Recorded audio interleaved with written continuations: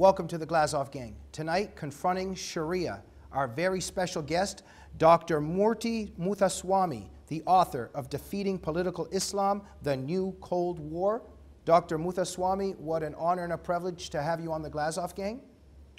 Thank you, Jamie. It's an honor to be with you and in front of your audience. Once again, thanks for the opportunity. Thank you. Doctor, before we begin, because our discussion this evening is about your very profound and very meaningful article, Sharia Law is Empowering Islamist Radicals at the Expense of Secularists, which appeared in the Global Post. And I want to discuss a lot of those themes with you this evening. But before we begin, tell us a little bit about your background. Jamie, I'm originally from India. I came to the great country of America in 1984 and got my doctorate in physics. And this was way back in the early 1990s. I began to realize that India was facing radical Islam even in those days. And I thought that as a scientist, I should understand how radicalism takes root, especially in the Indian context. And that's how I started. Of course, then came 9/11 attacks, and by then I became an American citizen, actually soon after that. So I thought that this has become a global problem.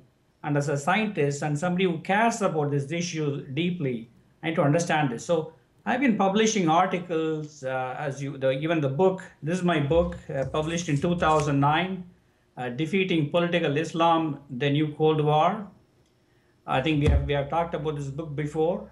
So I have published this book and many articles, including academic articles. And the most recent one is the one we are going to talk about today. This is about how Islamists managed to overcome the influence of secularists. So this is basically my background, Jamie. Well, thank you, Dr. Muthuswamy. So let us begin. Why is it so vital for you to point to how Sharia law is empowering Islamists at the expense of secularists? Right. So one of the most important questions we are facing at the moment is why Islamists have become so influential and powerful now. What I realized is that to understand that we need to go back 50, even 100 years ago. About 100 years ago, at that time, the Western societies were much more advanced than non-Western societies. So modernity was being exported, if you will, from Western countries to all over the world, including in Muslim nations. So at that time, what happened was the clerics especially felt threatened by this infusion of modernity and secularism, and including science. A lot of Muslims, like non-Muslims in developing nations, they all began to embrace modernity and secular values driven by science. And the clerics felt threatened. And so what they did was they started to invoke Sharia to reverse this secularization process so that they don't lose power and they continue to hold grip and influence over Muslim communities. So this is how the thing started. For example, in 1920s and 1930s, and even up to 1950s or so, secularists were in significant influence. We had secularist dictatorships in Egypt, in so many Muslim countries, Syria as well. And as you can see now, things have changed somewhat. Now Islamists have risen at the expense of secularists, and that's what we are seeing today. And this is due to Sharia law. I will talk to you more about how the Islamists use Sharia law to reverse the influence of secularists in the society and then put themselves in the power seat. So this is about Islam. This is about Islam, but it is also about clerics gaining power and influence on the bandwagon of Sharia. And how are they accomplishing that? Right. So this is a very interesting question, Jamie. What happened was the clerics went around telling people, they said, you guys should follow the principles of Islam. Well, what does that mean? they said there is something called Sharia, which many of you know. They said it is a divine, all-encompassing law. So they phrased it in the form of a law. By putting the narrative in the form of a law, it, it made it somewhat compelling for Muslim populations to adhere to it. And not only that, they said it's a divine law. So, and on top of that, they said it has got certain completeness to it. It is all encompassing, meaning that it guides all aspects of the life. So this is how the clerics manage to, this powerful narrative that is managed to tell Muslims that, you know what, you guys should listen. But then the problem is that Sharia is an interpretation of Islam, meaning that it's not really, Sharia is not really discussed in the Quran or any holy books. What it is a cleric's interpretation of what Islam thinks about certain issue. That issue could be, for example, a divorce between a Muslim couple. So Sharia supposedly is, in this case, an opinion of a cleric in terms of how that divorce should be handled between a Muslim man and a Muslim wife. So what we have to understand is that this is an interpretation, even though it's portrayed as a law, it is not a written law. This is an interpretation of Islam. That's what Sharia is. Dr. Muthuswamy, is it significant how many Muslims want to live under Sharia law? And in your interpretation, what are the percentages? And why is it significant? Right. That's a very good question, Jamie. Pew report of 2013 did a very extensive analysis and published their results on this. And what we see is that typically in South Asia, for example, more than 80% of the Muslims who were polled wanted Sharia to be the law of the land. More than 80% of them considered that to be a divine interpretation of God himself. And generally around the world, it's well over 50% among Muslim nations. There is such a strong support for Sharia as a law of the land, as well as Sharia as a divine law. So it is very high. Okay, now Dr. Muthuswamy, you write that combating efforts to make Sharia the law of the land must be a policy priority for Western governments, because obviously the enemy of the West is implementing and exploiting and using Sharia to destroy us. But we don't seem to have a counter strategy or any strategy at all coming from our side of how to deal with Sharia. Why is this so important? And perhaps talk about our failure. Right. I think that, for example, President Obama talks about ideology of extremists. In fact, in my article toward the end, I talk about that. President Obama went and gave a speech in the United Nations in 2014, and he said, he called upon Muslims to reject the ideology of the likes of Al-Qaeda and ISI. But he didn't define what that ideology is. But what I am saying is that Sharia is the backbone of the ideology. Basically, Sharia is the counter-narrative to modernity. So once a Muslim community or a population begins to strongly believe in Sharia law, then what happens is that it becomes a platform upon which extremists can ride on.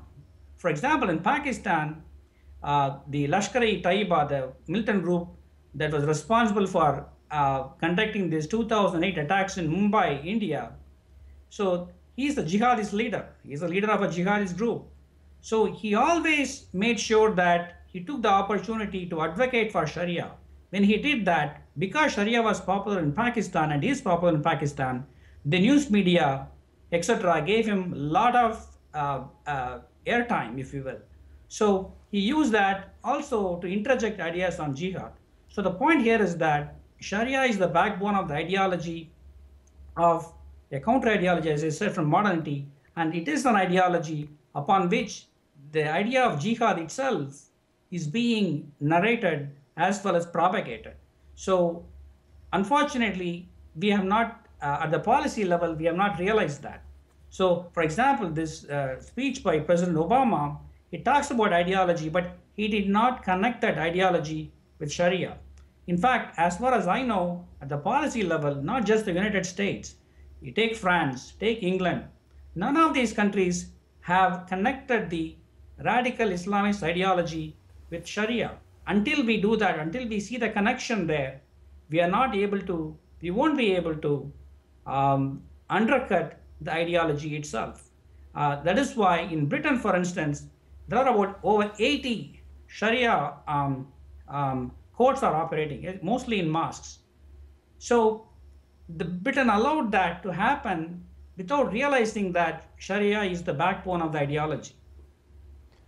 And is our only hope, and if we're going to prevail, for instance, in the UK and Britain, do they need to get rid of those Sharia courts? Because, you know, shouldn't British law prevail in Britain? Why is Sharia entered Britain? We need to get rid of Sharia in our own lands, right? Absolutely. Yeah. So not only they have to get rid of Sharia courts, they have to undercut the narrative that Sharia itself is a law. As I explained, a few minutes ago, Sharia is not really a law in the modern context. Nothing is written.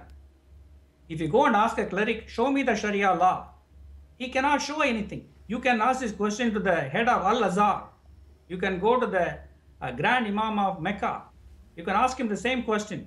Nobody can produce Sharia law. Whereas in a Western idea, not just a Western idea, you take countries like India or most other countries, if you ask them, show me the law, we can show the law. Because Sharia is not a law, this is a time we can tell Muslims, you know what, the clerics are duping you by calling Sharia as a law, but it's not a law. It's a narrative they are using to control you. It's a narrative they are using to drive you away from modernity and compromise your children's education because they want to impose this medieval interpretation of Islam over you. So that is what we need to articulate. So we need to go beyond banning Sharia courts. We need to undercut the whole ideology that Sharia itself has become. And I mean, how do we even do that if our leaders in media can't even pinpoint that Sharia and Islam are enemies to Western civilization and that, they're waging war on us? You write in your article, Dr. Muthuswamy, specifically, much like the successful war of ideas waged against Soviet communism, the West needs to spearhead the effort to undercut this Sharia narrative. So there needs to be a war of ideas. There needs to, from our end, there needs to be, propaganda. We need a strategy of getting these ideas and winning hearts and minds, and we're not doing this at all. Right, you are right. We have not done that.